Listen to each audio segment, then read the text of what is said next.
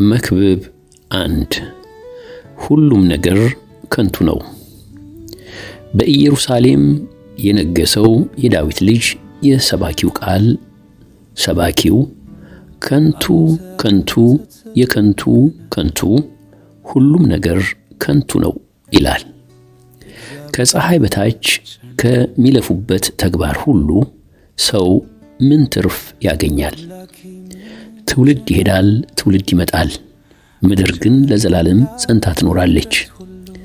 ፀሐይ ትወጣለች ትጠልቃለችም፣ ወደ ምትወጣበትም ለመመለስ ትጣደፋለች። ነፋስ ወደ ደቡብ ይነፍሳል፣ ወደ ሰሜንም ይመለሳል፣ ዞሮ ዞሮ ይሄዳል። ዘወትርም ወደ ዑደቱ ይመለሳል።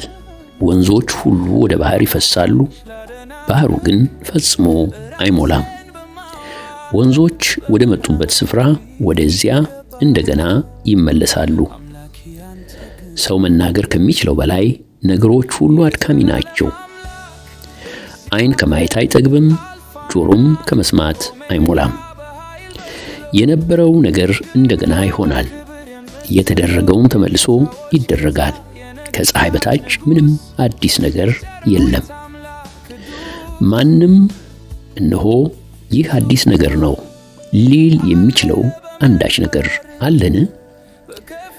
ቀድሞውኑ በዚሁ የነበረ ነው፣ ከኛ በፊት የሆነ ነው። የቀድሞ ነገሮች መታሰቢያ የላቸውም፣ ወደፊት የሚመጡትም ቢሆኑ ከነርሱ በኋላ በሚከተሉት አይታወሱም። እኔ ሰባኪው በኢየሩሳሌም የኢየሩሳሌም ንጉሥ ነበርሁ። ከሰማይ በታች የተደረገውን ሁሉ በጥበብ ለማጥናትና ለመመርመር ራሴን አተጋሁ። አምላክ በሰዎች ላይ የጫነው እንዴት ያለ ከባድ ሸክም ነው!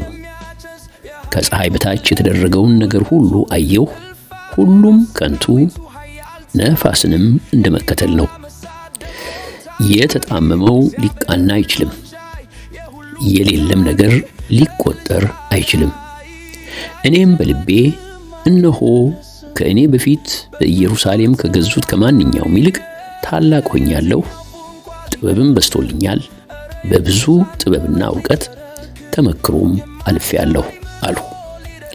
ከዚያም የጥበብንና የእብደትን የሞኝነትንም ነገር ለመገንዘብ ራሴን አተጋሁ። ይህም ነፋስን እንደመከተል መሆኑን ተረዳሁ። ጥበብ ሲበዛ ትካዜ ይበዛልና፣ ዕውቀት ሲጨምርም ሐዘን ይበዛል።